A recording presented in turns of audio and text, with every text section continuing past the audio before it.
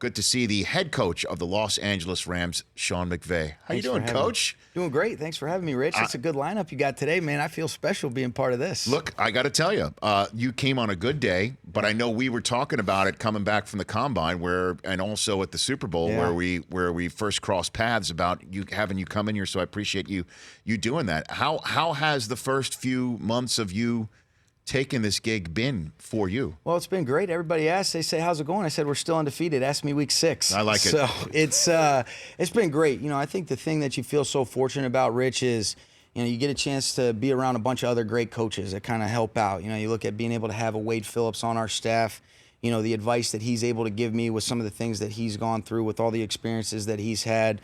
You get some other great leaders in place with the John Fossil, who was in the interim role last year, but what a great leader he is of that special teams and really of the team in general, and a lot of other coaches that I could go on and on about. But it's been a great off-season program. I think we got what we want to accomplish and, really ready for a little bit of a break and then ready to go at it when we get back to Irvine for camp. Before we get to that, though, Steve, when I flew back from the Combine, you were on that flight, Coach. Yeah. Okay?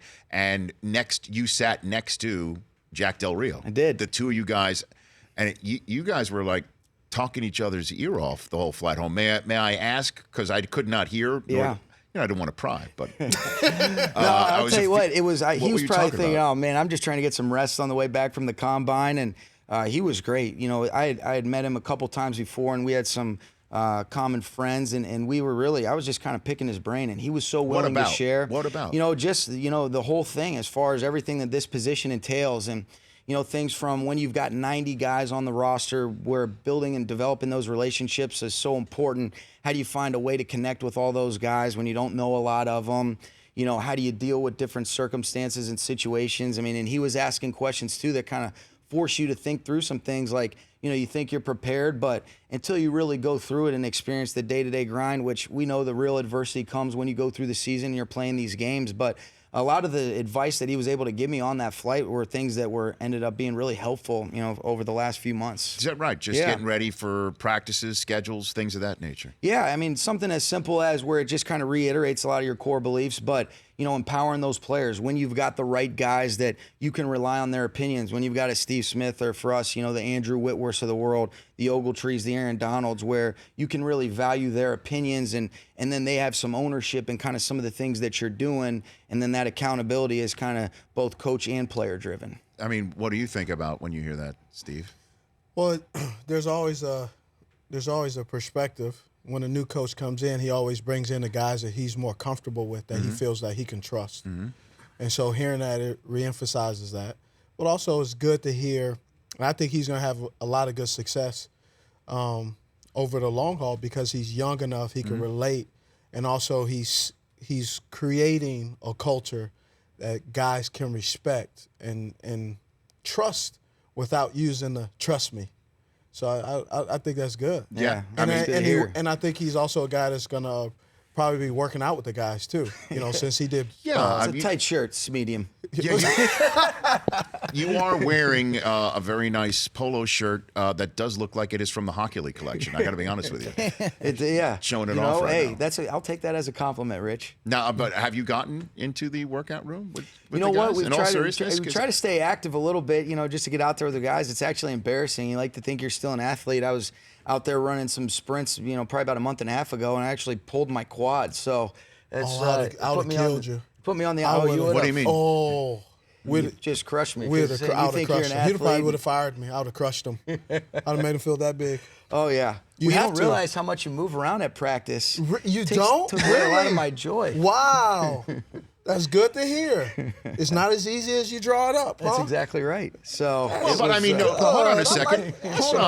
Hold on a second. You've got one of Miami of Ohio's finest wide receivers sitting right here. It's not as if you've never played the position yourself. That's what I'm saying. I thought I was an athlete still. Then you get out there and you can't. You got to make sure that you stretch before. I used to just get out there and start running with the guys, and not the same. I'm getting old now.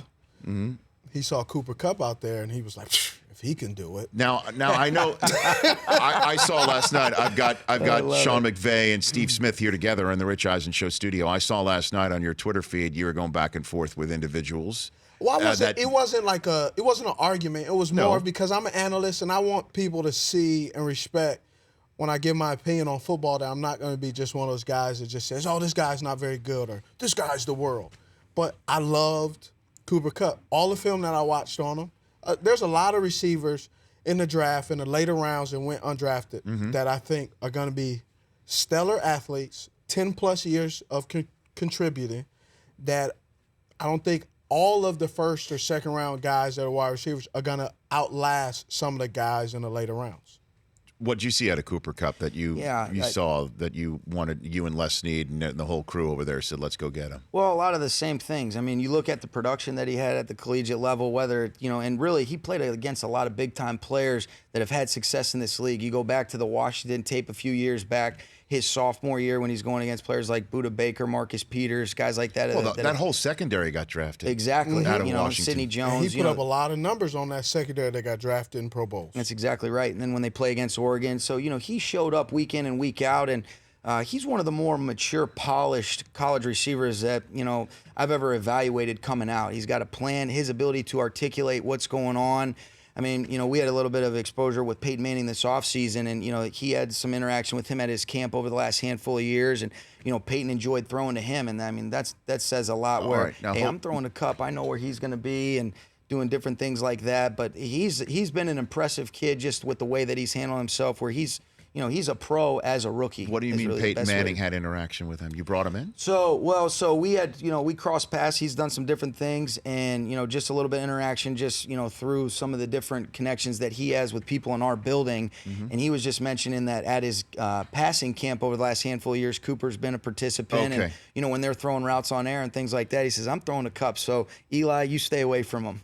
Okay. Because, when you mentioned Peyton Manning's name, and, he was mentioned maybe after his Denver days, maybe to come here to Los Angeles. Yeah. Now you've got that makes people in this town stop in their tracks. But well, that has nothing to do with the reason why he was interacting with Cooper So when we Kupp. signed Kayvon Webster, because he was doing a bunch of different things where just kind of getting a feel and getting some exposure to different things around the league. Yeah. And when we signed Kayvon Webster, who was a former teammate of his in Denver, he put it on his Snapchat. So that's how everybody knew that Peyton was out visiting. But, really, it was more than anything just a great example to get around Peyton. And for me and guys like Peyton, Steve, guys that have played this game at the highest level, and then they, their ability to articulate and communicate, from their perspective is a great value for a coach to have. Rams coach Sean McVay here in the Rich Eisen Show studio. You said that Tavon Austin, I saw recently a comment that you're going to feature him, that he's going to be featured in this offense in a manner that we haven't perhaps seen before. There are two cities of two different fan bases who have heard that statement before. What makes you think that this could be different for fans to see what you've got cooked up for Tavon Austin? Well, I think that's the plan, because really for us coming in as a new staff, you evaluate what you see on tape, and what you see is a dynamic playmaker with the ball in his hands. And I think the challenge for him and really for all of us is to figure out, let's continue to develop being a more complete receiver where we've got a short and intermediate, a down the field route tree, and we'll utilize him in the way that we feel like is best for his skill set and really for our offense and for our team as a whole. And one of the things that was tough is I thought he did a great job controlling what he can control, but he had a wrist injury that, the only time we really saw him on the field contributing or, competing was before he had that surgery at the voluntary minicamp. He did a nice job, showed some intriguing things, but we've got some guys that offer some depth in that room, and Tavon, we're expecting him to be a big part of it, and we're looking forward to seeing how he does in camp. Have you ever had interaction with him, Steve? Yeah, I have. Okay. I've talked to him. I love him. I think he can play. You do? Oh, yeah. He has all the grit. He has the desire. He's from Baltimore. Yeah. And I spoke to him actually when I was in Baltimore. They were in St. Louis. So I talked to him.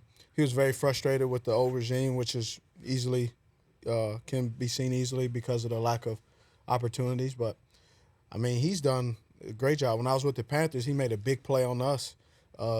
Thank goodness somebody was holding, so that worked out and so negated. But, I mean, every time he gets the ball, he's a playmaker. And, he's part of little people. I love the little people. I got it. Yep. Cool.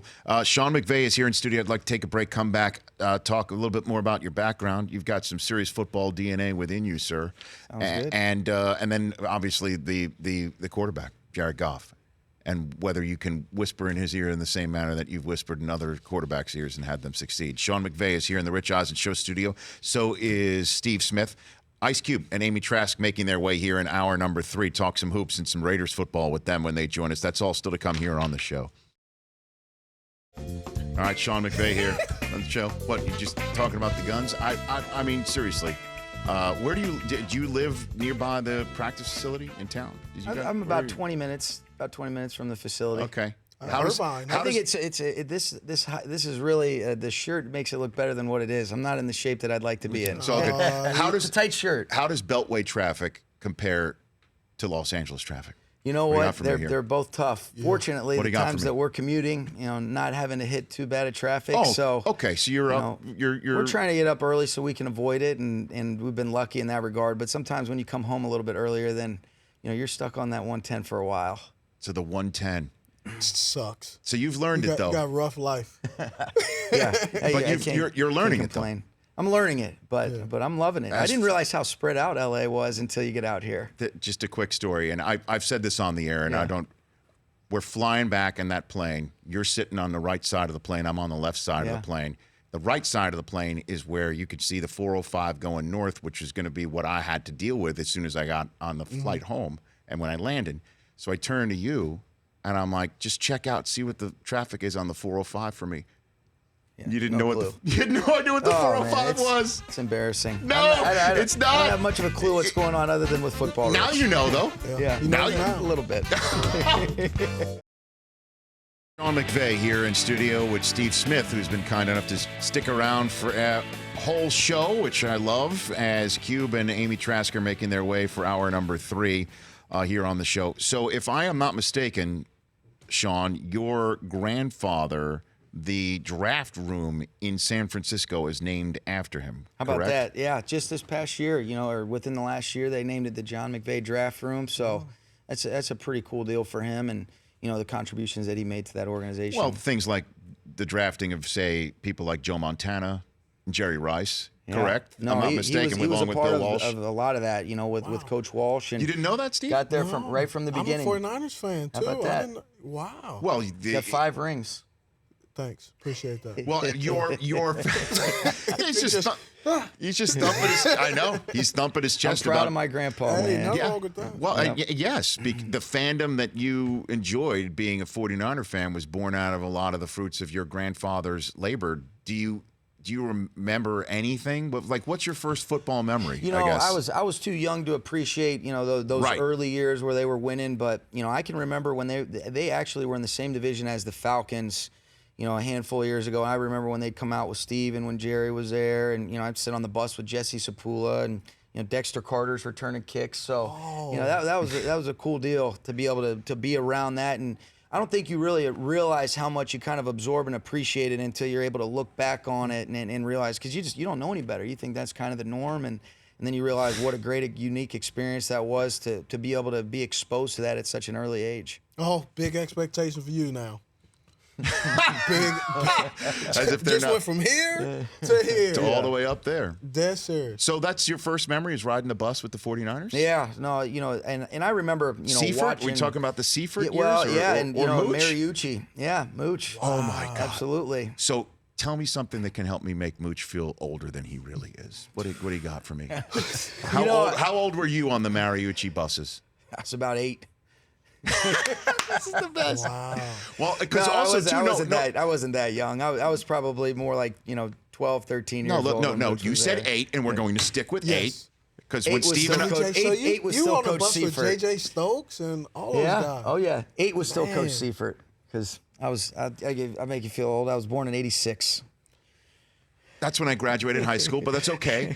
But let's make Mooch feel as old as possible. So, in all seriousness, though, it's interesting because Mariucci got his first gig through John Robinson, right here in Los Angeles with the Rams, and years later, obviously, we could go so many different ways with this whole sort of football Kevin Bacon 6 degrees thing. Right. But now years later, you're riding a bus while he is a head coach of the 49ers. Sure. Now you're the head coach of the Los Angeles Rams. It's wild. Have you stopped at any moment to just say, what How the heck did this happen? No, I would say the main thing, Rich, is what you're able to appreciate is the people that have been, so invested in helping me even get to this opportunity. And it doesn't happen without being around great people. And it really starts with getting the opportunity to get into this league at an early age because of my grandfather's influence, working under John Gruden, Jay Gruden, working with Mike Shanahan. I mean, I've been very fortunate. Bruce Allen, a lot of great people that have invested in, and the timing has worked out really in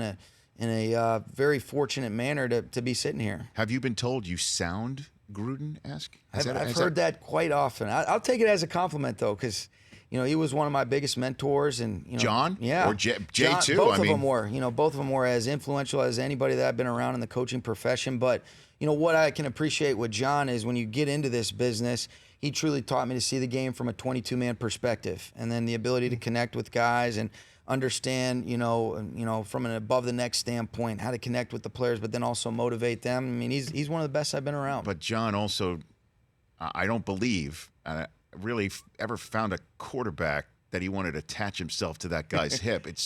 And sit there for 10, 15 years. That really was not. Rich did some good stuff together. No, I know. Now I'm not saying hold on. I'm not saying that when he attached himself to a hip, it was not magical at times. But if I'm not mistaken, he never really found somebody. He certainly not a young guy that he wanted to stick searching. to. He was always searching for that young guy. He did it with a lot of older guys, but never a guy that Brad Johnson won the Super Bowl with him. They can grow old together. And Raider fans like say Cube would point out that Gannon should have been in that Super Bowl years ago, if not for a certain rule that got tucked out somewhere. I think you'd have a lot of people that would talk about that. I'm sure. Sean McVay here in studio. So will it be like when you go, when Washington comes out here week 2 and you see the guys who you have been coaching for all those years across the way in the Coliseum? Yeah, no, that'll be a unique experience. And, a lot of people that were instrumental in helping me get to this point, with Jay Gruden and what he's been to me and a lot of those other coaches. I look at, being able to work with Bill Callahan, guys like that. And then the players, some really special people that are special men, but they're also great players. And you don't get an opportunity to move up in the coaching ranks if you don't work with great players. And that's one of the things you appreciate is that we were around a lot of those in Washington, and it's going to be a great challenge. And we've got some guys we feel good about here in LA, but I can't wait. It's going to be a special day, and really looking forward to that. Why haven't this is no longer your business, but I'm asking it to you anyway. Okay. How's about that as an opening line? Yeah. I got in trouble the first week of the job talking about this. No.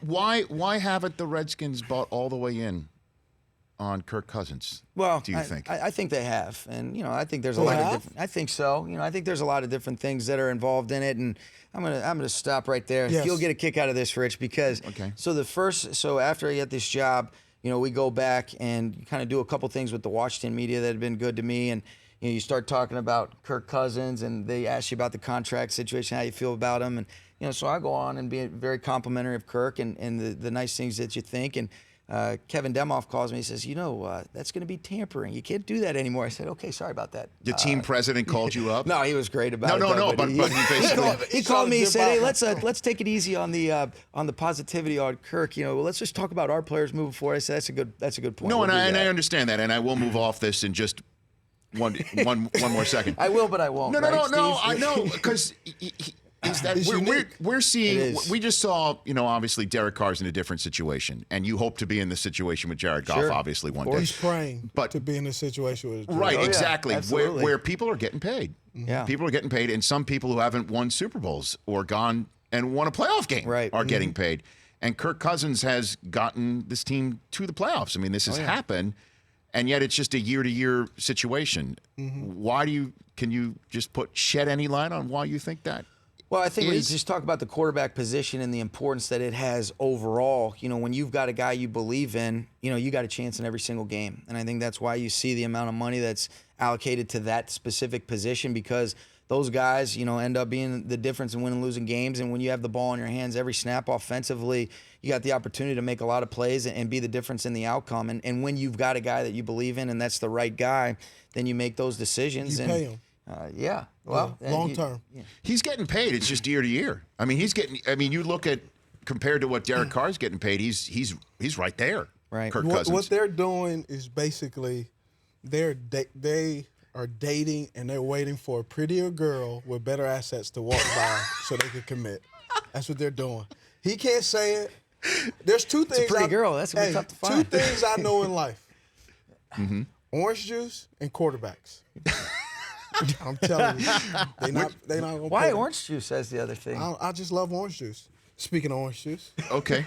Fresh. Yes. So fresh squeeze. And how is that? How you like your quarterbacks too? I mean, okay, freshly. That was inappropriate. No, I don't know. I'm just trying to find what the analogies would be. I just know those two things, and I know as a quarterback, and I see what they're doing. They're not paying them, and they're not paying them for a reason. I don't believe, as a former player and a wide receiver, they pay you when they believe in you, and when you are forced to pay somebody year to year, they're saying, we like you until we get a better opportunity, or we're forced to. Right. And they're getting to that point where they have to make a decision. I think they are trying to figure out, should we not, and they're not. Well, again, they are paying him, and they're just not paying him long term. But they're forced to pay him. They have to pay him because there's no one better right now. There's no better options. But until some better options come, they're either going to pay him long term or they're going to move on. He's such a good dude, too. I mean, like he's aces. I mean, that's the type of face of a franchise you want. There's no yet question. They're not committing to him. Let me ask you this, Steve, from your perspective as a receiver. Yes. What are the things that separate the great ones in your mind, the great quarterbacks? Well, a consistent throw. Yeah. Being able to anchor and lead a meeting, be able to pay attention and have an open dialogue, to have an argument, and it not be personal because of understanding that the argument isn't based on, I think I know more. It's, this is our job. This is how we feed our family. This is how we pay for college for our children. This affects everything. And so when it affects everything, you are thinking about things a lot different than, oh, you didn't do this, oh, okay, and live for another day. Because eventually, if it doesn't go your way and it doesn't work for everybody, what goes first? Player, then coach. And then when a new coach comes in, he gets rid of other players, and a new coach brings in the players that he feels can help implement and, articulate what his message and what the team philosophy is. That's why you brought in new players. That's the difference between a good and a great quarterback, in your estimation, in the NFL? I mean, there's a lot of things that go on behind the scenes, but I think a good player is able to handle, a great quarterback is able to handle circumstances and criticism and be able to move on and be able to let it go and still be effective in his job. I tell you, I mean, really, you talk about what made him such a great player, Rich, is, to me, what he just described, too, is a great competitor. There's a level of urgency and an intrinsic motivation that the great ones have, whether it be a quarterback or a receiver, where, hey, this is business. We're trying to be the best that we can be. This isn't personal. This is about producing and doing the things necessary to win football games and us all have success together. And I agree. Worry less about being your friend and more about doing our job. I don't want to be your friend because we could be friends and we suck. Then now we're just two good friends that are on different teams or unemployed. Hey. No, it's a simple way of putting it. Yeah, well, but it's the truth. You guys know. I mean, it's a production business, and it is. Changes are made if production isn't there. Yes. But how many quarterbacks have that thick skin? They're handled differently. I get that. Well, I mean, every time I hear, again, and it's a fun conversation we always have on game day morning, when there is a conversation about whether a quarterback is performing up to snuff or not. And Sapp, when he was sitting there, would always be like, look, defensive linemen, defensive players, if we're not pulling our weight, they're going to get somebody and we're going to compete. Correct. And they're going to bring two guys in. They're going to draft another guy. They're going to bring three guys in, and I've got to deal with it. Right. And Marshall would be the same thing, but running back, same thing here. Wide receiver. And Irvin's like, same thing here. And then all of a sudden, everybody would just start staring a hole through Kurt and Mooch, because Mooch is the coach and the quarterback. And they're like, why are you guys so coddled? Why don't you guys like competition as much? Because they hold the keys to the kingdom and they impact the whole structure of the organization. If you pick the wrong quarterback, talking about the Washington Redskins, look at the infrastructure and look at what has transcended through them picking RG3. It's been musical chairs and things have changed dramatically.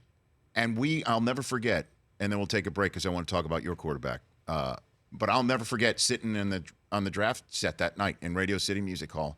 RG3 was picked second, and he went down the street and attended the live. Is a live showing of 30 Rock, right? Brockman, isn't that what he did that night? Yes, yeah, and 30, ran into Kim Kardashian. Yeah, and then there was a whole hoo-ha over that because she, went up to him, and that was a big TMZ moment. Yeah. He was already out the door, and then later on, the next night, Kirk Cousins is drafted in the 3rd round. And I looked at Mayock and I'm like, what gives with that? And nobody really had an answer. And I think, one person wanted him, the other person didn't. And the one person who wanted I don't even have to talk. I don't even have to be in the meeting. I can tell you that's what transpired. Right. And the one person that wanted him is now an advisor for his son up in San Francisco, where your grandfather has his name on the draft room. That's right. And RG3 is, I don't know where he is today. At ATC. Chilling. At the crib. We're back in 60 seconds with Sean ATC McVay of the. Oh, yeah. We're going to. I'm learning now. We are going to download you for stuff that you may not know. Sean McVay of the Rams. We'll come back, talk Jared Goff with Steve Smith in a moment.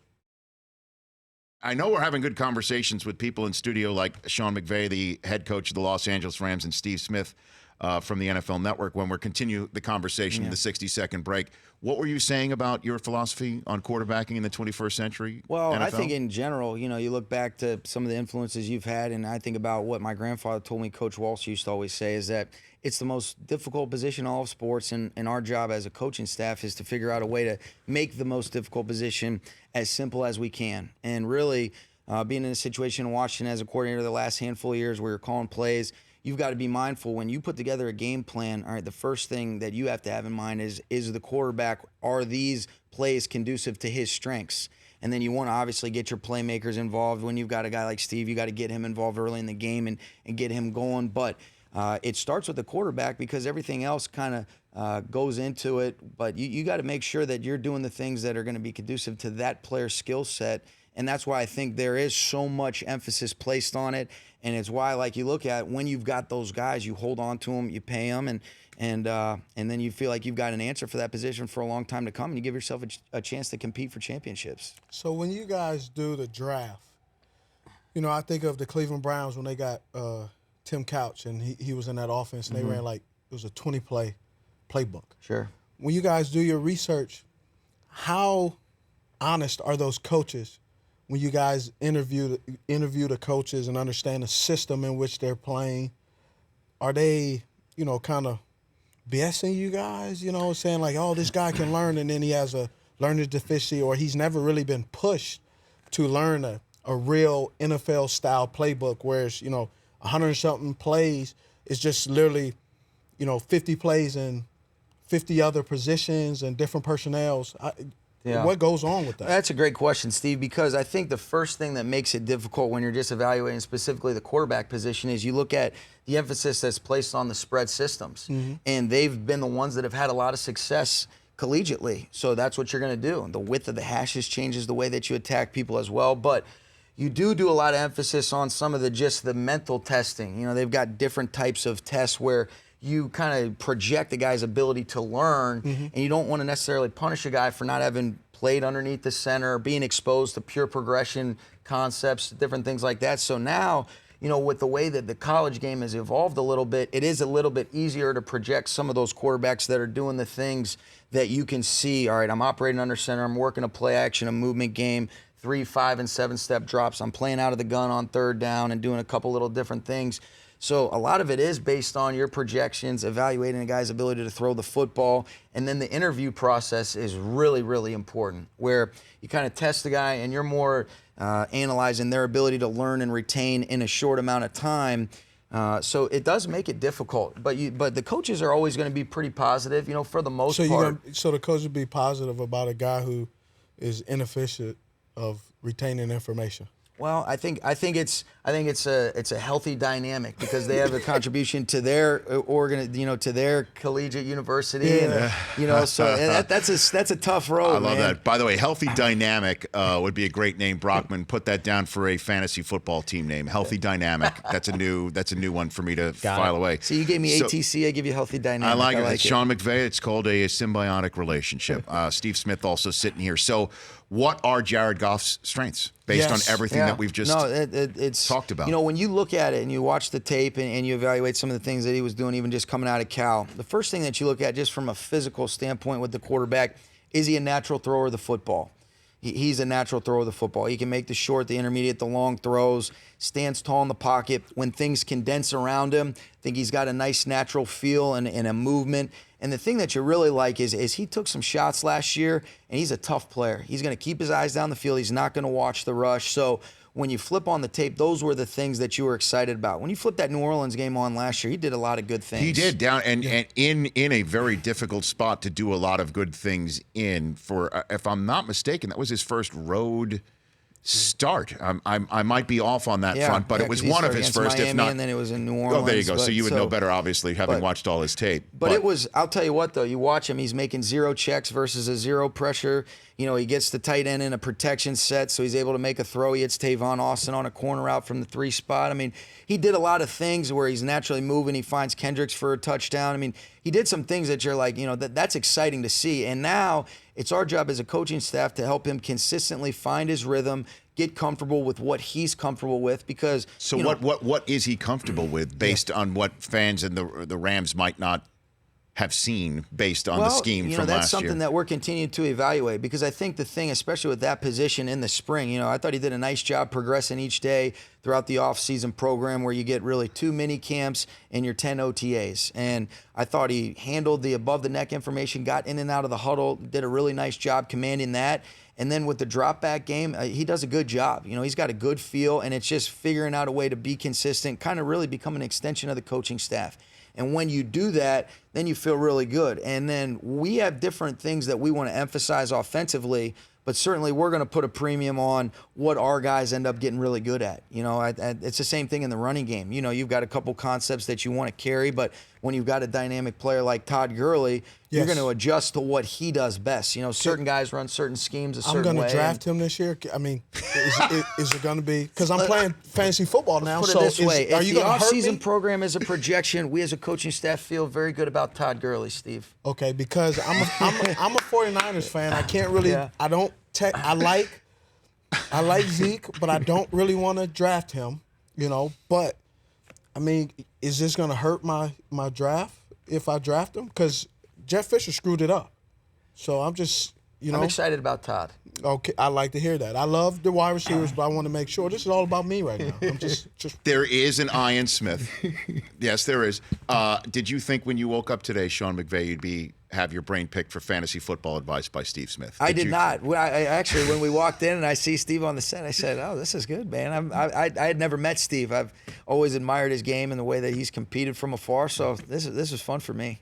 Okay. Well, so is that an invitation to come to training camp? Absolutely. Not this year because I'm busy, but you're next year? going to be traveling, but absolutely. Yeah? Okay. I think. Now, if I knock on the door, now you don't let him in. No. No, you won't get that. You're welcome, man. Awesome. Breaking news: Steve Smith announces comeback with LA Rams. There you go. No. Visiting. I like the way you're that's thinking. What I heard. Visiting. That's just what I heard. I may have Eric Dickerson with me. Is he allowed? Absolutely. Okay, cool. Eric's been good to me. So this is fun. I mean, you're He's pretty cool. Yeah. Well, I just also felt. I'll take that. Here's the interesting thing. I kind of felt stupid where I'm like, okay, so Jared Goff, I think that was his first career start on the road, and then I should have just turned to you, because have you watched every snap? Oh yeah, and that was. How many times have you watched every snap of Jared Goff? You watch all the snaps. Even going into the interview process, you try to at least have a feel, because part of the interview is when you're sitting there with Kevin Demoff, Les Snead, and Tony Pastores, you're going to talk about the personnel in place. Yes. So that's a big part of prepping for the interview, is being able to articulate your thoughts on the offense, defense, and special team structure that they have in place, and then how the vision that you would want to have with you and your coaching staff would project, moving into free agency and the draft. So should we have assumed you wouldn't have taken this job if you did not think Jared Goff was a viable quarterback. Well, to win games in the I NFL. think anytime. Well, let's put it this way: this is a great opportunity to be one of 32. So this is always something that you strive to do. But you know that when you've got a guy that you think projects as somebody that gives you a chance, you feel good about it. Because if you don't have that guy, it's tough sledding. And that was definitely something that when you're watching that, you see the characteristics and the traits show up. And that's why, actually, Rich, you get a chance to spend some time with Jared in the interview. Yeah. Oh, you where do? when I went and interviewed, I was talking to him about, I'd be interested to see how he took last year. Obviously, things didn't go the way that we wanted them to go. And we sat down, we watched some tape where I spent a couple hours with him at part of the first interview, and that was instrumental in feeling good about it. And really, you're part of it is you're selling yourself to him too. Here's some of the things we've done. Here's where you think it would project. And it helped me really appreciate that. One thing that I really liked about him, Rich, is when you sit down with him, a lot of times when things don't go your way, you have a tendency to blame other people. All he did was take accountability, never went the easy way out and said, I'm challenging the right way to respond in year 2, as opposed to making excuses for why it didn't go the way we wanted to. Yeah, he has some so that's valid why I liked him. excuses if he brought something up. Well, he was accountable, and that's what I can appreciate. He wasn't complaining, wasn't making excuses. He was just looking at what he can do to get better. And I didn't sense a guy that his confidence was shaken at all from not doing some of the things that that we wanted to accomplish in year 1. And that's what you like about him. He's motivated in the right way, where he's still got some swag and some confidence. Like, I believe, I know that I'm capable of being a good player in this league, and that's what you like. Good to have you here. This door's open to you anytime. I know you're a busy appreciate guy, that. but I mean, we're local. You know what I'm saying? Come on back. It is It's fun time. Hey, it was a good day without any traffic. That's the 405 you came down. Nice. I like this 405. Good to see you, Coach. Yeah, thanks for having me, Sean Rich. McVay of the Rams is here. Steve Smith hanging out with us all the rest of the show as well. Ice Cube and also Amy Trask at the Big 3 in Hour 3. The Rich Eisen Show. Weekdays at noon Eastern on radio stations across the country and audience. If you like that, please download our app. There's lots of fun things there other than just more of the videos you just saw. You can call us from the app. You can email us from the app. Just download it. Trust me, you'll enjoy it.